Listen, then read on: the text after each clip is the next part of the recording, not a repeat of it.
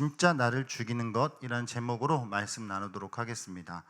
어제 장례가 있어서 순천을 다녀왔습니다. 이제 운전을 내비게이션을 보면서 이제 해가는데 중간에 어디쯤에서 이렇게 우회전으로 오른쪽으로 이렇게 들어가라 그러는데 차가 많은 거예요. 그래서 좀 오래 기다릴 것 같아가지고 또 잔머리를 굴려서 직진을 해야 되겠다. 분명히 새로운 길이 나올 거야 라는 믿음을 가지고 직진을 했습니다. 그러자 내비게이션 안내가 바뀝니다. 돌아가라고, 다시 돌아오라고. 어차피 그 길이라고 알려주는 거예요. 그래서 저도 좀 오기가 생겨서 그걸 한 번 더 무시하고 또 한 번 직진했습니다. 근데 또 다시 내비게이션은 다시 그 길로 돌아가라고 안내해 주었습니다. 나중에 지도를 찾아보니까 제가 밑으로 내려가야 되는데 위로 올라가고 있었더라고요. 돌아가면서 고집을 부리는 바람에 한 10분에서 15분 정도 시간을 잡아먹고 기름도 쓰고 참 바보 같은 그런 일이 있었습니다. 내비게이션 말 잘 들었으면 그런 일이 없었을 텐데 길을 좀 우회해 갔던 것이죠. 오늘 이스라엘 백성들이 보니까요, 가나안 땅으로 향해 나아가는 그 여정 속에서 길을 우회해 갈 수밖에 없었습니다. 에돔 왕이 길을 열어주지 않으니까 왕의 대로로 가야 하는데 그 길로 가지 못하고 길고 험한 홍해길 따라서 가야 하는 그런 상황이 되었습니다. 좀 더 가깝고 편한 길이 있었는데도 그 길을 두고 훨씬 멀고 험한 길로 가야 했던 것입니다. 이게 길 때문에 그러니까 백성들의 마음이 벌써부터 불편해지기 시작하는 것입니다. 도대체 왜 이 길로 가야 하는가? 라고 마음이 불편해지기 시작한 것이죠. 오늘 성경은 그 백성들의 마음이 상하니라 라고 그렇게 표현을 하고 있어요. 4절 본문에 보니까요, 백성의 마음이 상하니라 라고 그렇게 되어 있거든요. 상하다 라고 하는 이 단어는 본래 짧게 자르다 라고 하는 그런 뜻을 가집니다. 그러니까 짧게 자르다는 거예요. 이게 곡식 같은 거랑 같이 쓰이게 되면 추수를 하다, 벼를 베다, 어떤 곡식을 베다, 이런 뜻으로 쓰이고, 마음과 같은 거랑 연결을 해서 쓰이면, 같이 쓰이면 마음이 짧아지다라는 거잖아요. 뭐죠? 우리식으로 표현하면 속이 좁아지다, 약간 이런 어떤 의미가 될 수 있을 것입니다. 그래서 이제 백성이 참을성이 이제 없어진 거예요. 인내심이 이제 한계에 다다랐다, 어떤 그런 상황이 된 것이죠. 그것을 성경은 마음이 상하니다 라고 그렇게 말씀을 하고 있는 것입니다. 그들의 여정이 돌고 돌아가지고 길고 험한 땅을 밟아야 했기 때문에 마음이 상했던 것입니다. 근데 문제는요, 마음이 불편할 수도 있고 좀 상할 수도 있어요. 그런데 거기서 끝나지 않고 이 백성들의 마음이 상하는 것에 끝나지 않고 원망과 불평으로까지 이어졌다라고 하는 것이 문제였습니다. 그래서 그 백성들은 또 다시 늘상 그래왔듯 모세를 향해 원망을 쏟아 붓습니다. 우리가 잘 알듯 이스라엘 백성들이 모세를 향한 이 원망과 불평은 단순히 모세를 향한 것이 아니죠. 그것은 모세와 함께 하시는, 모세를 인도하시는 하나님을 향한 불평과 원망일 수밖에 없었다는 것, 이것을 우리는 기억해야 합니다. 여러분, 이스라엘 백성들이요, 가나안 땅, 약속의 땅으로 가야 하는데 훨씬 편한 길이 있었음에도 불구하고 돌고 돌아 길고 험한 길로 우회하였던 그런 상황 속에 마음이 상했고 불평과 원망이 쌓이기 시작했습니다. 하나님에 대한 그 신뢰가 사라지기 시작한 것이죠. 여러분, 우리 인생 가운데에도 이와 같은 일들이 있지 않습니까? 때로는 우리의 인생이 조금 더 편하고 짧고 더 금방 갈 수 있는 것 같은 길이 있는 것 같은데 왠지 모르게 자꾸 돌고 돌아서 훨씬 더 험하고 훨씬 더 오랜 길을 가야 하는 상황들이 찾아오기도 합니다. 때로는 우리가 회사에서 승진이 좀 늦어지는 것 같아요. 그리고 내가 예상했던 것보다 더 회사를 빨리 퇴직해야 되는 상황, 그런 장애물들, 방해들, 그런 어떤 막힘들을 우리가 만날 때도 있다는 것입니다. 때로는 우리 자녀들의 결혼이 내가 생각했던 것보다 더 늦어지고 돌고 돌아가는 것 같은 그런 상황이 찾아오기도 합니다.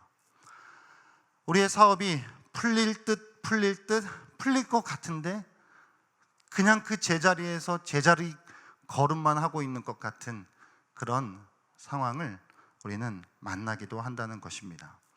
그런 여러 가지 장애물들을 만날 때 여러분들은 어떻게 반응하십니까? 그런 우리 인생에 우회하는 것 같은 그런 길들을 돌아갈 때 우리는 하나님 앞에 어떤 반응을 하냐 하는 것입니다. 우리의 마음이 상할 수 있고 불편할 수 있어요.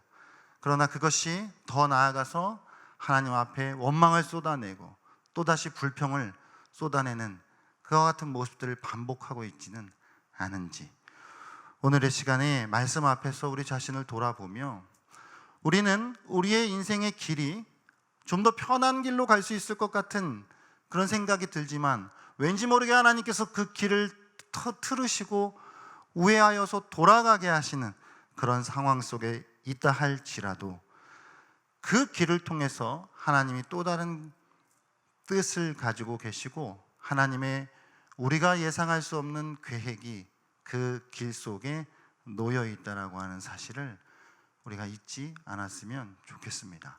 하나님은 그 돌고 돌아가는 길 속에서도 하나님의 선한 일들을 이루어 가실 것이고, 단지 우리가 그냥 목적지에 도착했다라고 하는 게 다가 아니죠. 우리는 나는 그냥 딱 얻을 거를 얻었다라고 하는 것이 다가 아니란 말이죠.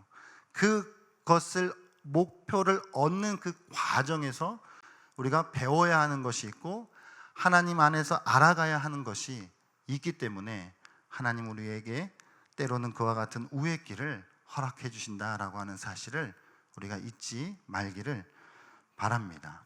이제 이스라엘 백성들이 돌아가는 그 길 속에 다시 모세를 원망하면서 그 원망의 내용이 무엇이 또 되냐면 반복되는 걸 우린 보게 되죠. 먹을 것과 마실 것이 또 없는데 우리를 또 굳이 애굽에서 끌어내고 가지고 이게 지금 뭐 하는 일이냐 라고 그렇게 음식에 대한 원망을 쏟아 놓습니다.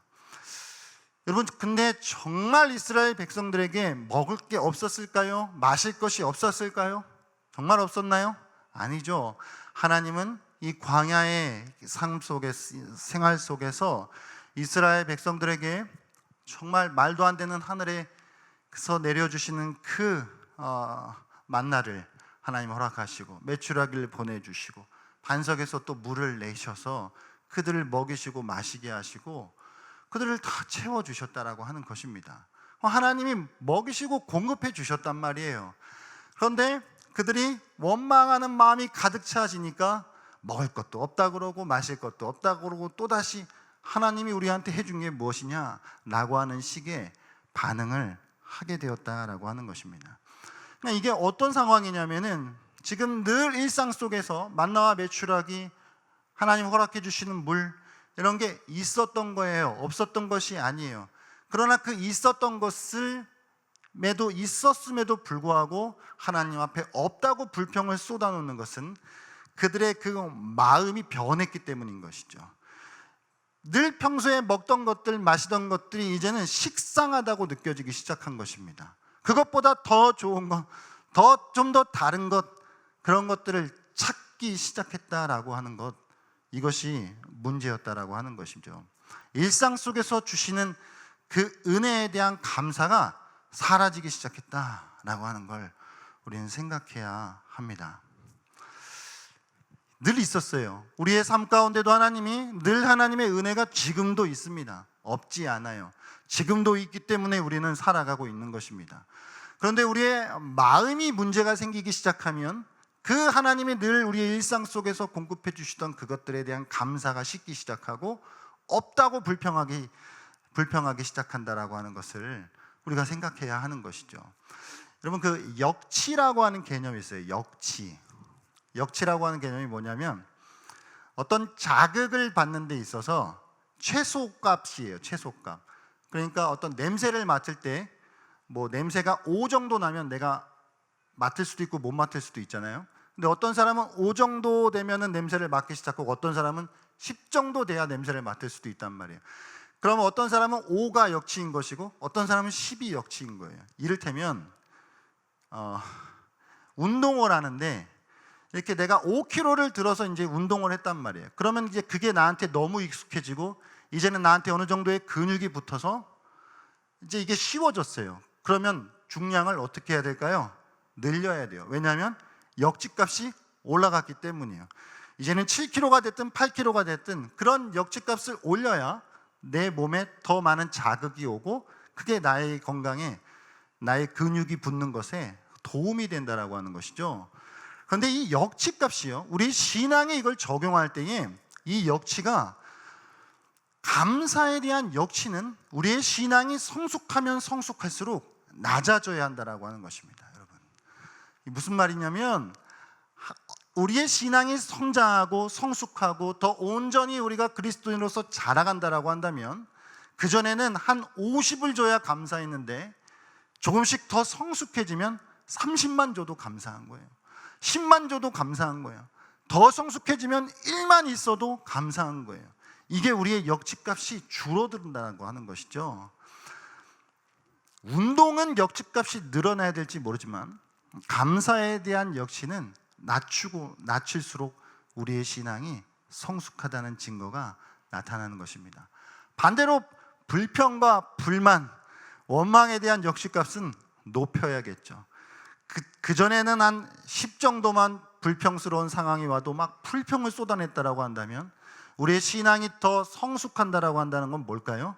20, 30, 50, 100에 대한 어떤 상황들이, 불평스러운 상황들이 찾아온다 할지라도 그 전까지 버티고 우리가 인내하고 오래 참을 수 있는 것, 이게 불평에 대한 역치값을 올리게 되어지는 것이죠.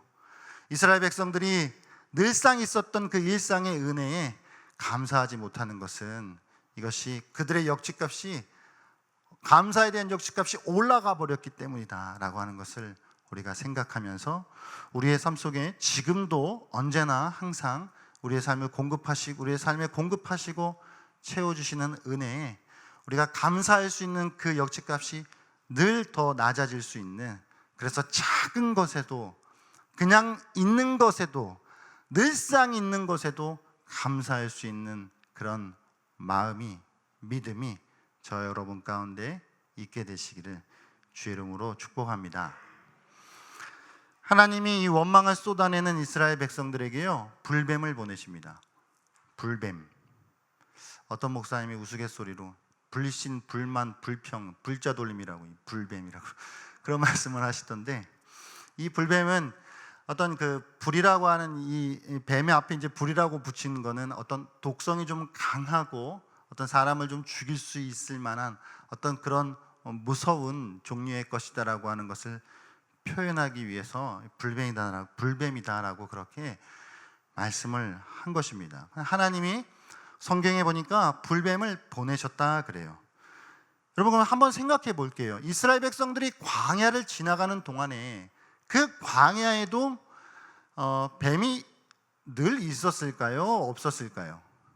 있었겠죠. 뭐 갑자기 이때 그냥 뭐 뱀이 하늘에서 뚝 떨어진 거는 아닐 거잖아요. 그럼 그동안은 뱀으로부터 이들이 공격을 당하지 않았던 것은 무엇 때문일까요? 하나님이 보호하시는 하나님의 보호막이 그 불뱀들을 막았기 때문이에요. 이제 하나님이 불뱀을 보내셨다라고 하는 건 그 보호막을 잠시 거두셨다라고 하는 것을 말씀하고 있는 것이죠. 여러분, 우리 일상 속에 다시 아무 일도 일어나지 않고 있어요. 지금 그냥 평온해요. 그냥 일상, 어제와 오늘이 동일해요. 그거는 하나님이 우리의 삶에 우리를 공격하는 불뱀들을 지금도 하나님의 보호막으로 막으시고 우리를 보호하시고 있다라고 하는 사실을 우리는 기억해야 되는 줄로 믿습니다. 그냥 아무 일도 없으니까 하나님 은혜가 없다라고 생각할 수 있지만 아니죠. 아무 일도 없는 것은 하나님의 보호가 지금도 나를 지켜주시기 때문에 나의 삶을 공격하는 수많은 불뱀들을 하나님 지금도 막아주고 계시다라고 하는 이 사실을 우리가 기억했으면 좋겠습니다. 이제 불뱀들이 이스라엘 백성들을 물기 시작합니다. 사람들이 죽어나가요. 죽어나가서 이제 하나님 이스라엘 백성들이 또 다시 또 반복적으로 또 이제 회개하죠. 그리고 모세에게 기도를 또 요청하고 모세가 또 이제 기도함으로 인해서 하나님이 모세에게 이런 말씀을 주십니다. 불뱀을 만들어서 장대에 매달아라. 그리고 그것을 본 자들은 살 것이다 라고 그런 말씀을 주시죠. 노스로 이제 뱀을 만들어서 장대에 매달았고 그것을 보는 자들은 물린 자들이라 할지라도 살게 되어지는 그런 구원이 여기서 이제 나타나게 되어지는 것이죠. 이것이 이제 신약으로 넘어오면서 예수님과 니고데모의 대화 속에서 예수님은 이 광야에서의 노뱀 사건이 구속사적인 의미에서 그리스도를 예표하고 그리스도를 상징하고 있었다라고 하는 것을 말씀해 주고 있습니다. 그것이 요한복음 3장 14절 15절 말씀이 있는데요, 같이 한번 읽어보겠습니다. 모세가 광야에서 뱀을 든 것 같이 인자도 들려야 하리니 이는 그를 믿는 자마다 영생을 얻게 하려 하심이니라. 아멘. 자, 이제 발 밑에는 나를 물고 있는 불뱀들, 나를 죽이려고 하는 불뱀들이 득실득실 거리고 있습니다. 그런데 하나님의 은혜로 노뱀을 만들어서 장대에 달아주셨고 그것을 보면 살게 해주시겠다라고 약속을 해주셨어요. 자, 이 장대에 달린 노뱀은 그리스도를 예표하는데, 자, 여러분 우리가 한번 곰곰하게 생각해 보겠습니다. 이스라엘 백성들을 좀 죽이고 있는 것이 무엇이냐라고 하는 것이죠. 무엇일까요? 불뱀일까요? 불뱀한테 물려가지고 이스라엘 백성들이 죽고 있는 것일까요? 이건 1차원적인 생각이죠. 이스라엘 백성들이 지금 죽고 있는 이유는 무엇이냐면 발 밑에 있는 불뱀이 아니에요. 발 밑에 있는 불뱀이 있지만 하나님이 약속하신 그 노뱀, 그걸 보면 살리라라고 약속하신 그 노뱀을 바라보지 못하는 믿음이었기 때문에 죽는 거예요. 내 발 밑에서 나를 물고 있는 불뱀 때문에 죽는 것이 아니라 하나님의 약속을 믿고 고개를 들어서 장대에 달린 노뱀을 쳐다보지 못하고 있는 그 믿음 없음이 그들을 진짜 죽이고 있는 것이다 라고 하는 것을 우리가 생각해야 한다고 하는 것입니다. 지난 여름 휴가 때 단양을 갔습니다. 만천하 스카이워크라는 곳이 있더라고요. 뭐냐면은 높은 곳에 바닥이 이제 유리로 만들어 갖고 그 위에 이제 올라가면서 걸어 다니는 거예요. 스카이워크, 하늘을 걷는다, 이런 뜻인데 한번 가봤거든요. 근데 실제로 막 그 유리 딱 올라가서 딱 밑을 딱 보는데 막 강이 있고 막 산 비탈이 있고 막 진짜 떨어지면 여기서 그냥 끝나겠구나. 이제 주님 품으로 바로 가는구나. 이제 그런 생각이 들어요. 이게 투명하니까요. 그러면서 드는 생각이 뭐냐면 여기만 보고 있으니까 막 불안해요. 막 죽을 것 같아요. 그런데 눈을 들어갖고 주변에 있는 그 경치를 보니까 그 두려움이 순식간에 사라지더라고요. 그러니까 나의 눈이 여기만 보고 있으니까 죽을 것 같던 그 마음이 고개를 들어서 주변을 바라보니까 살겠더라고요. 나중에 보니까 실제로 그 유리가요, 보통 3, 4cm 되는 유리들이라고 하는데 이게 하중을요 제곱미터마다 0.7톤을 견딘대요. 그러면 제가 대략 0.1톤 살짝 못 되는데 그 1m 그 되는 그 면적 안에 제가 한 7명이 들어가도 되는 하중이라는 거예요. 그러니까 나를 진짜 죽이고 나를 두렵게 하고 나를 무섭게 하고 나를 떨리게 하는 건 유리가 아니에요. 그냥 유리가 깨질 것 같다라고 그렇게 생각하면서 불안해하는, 그 눈을 들어서 그 주변을 바라보지 못하고 있는 그 나의 믿음 없음, 이 문제가 아닌가라는 생각을 해보게 되었습니다. 오늘 이스라엘 백성들의 삶 속에서 이 여정 속에서 진짜 이들을 죽인 것, 우리는 이것을 다시 한번 진지하게 생각할 수 있어야 합니다.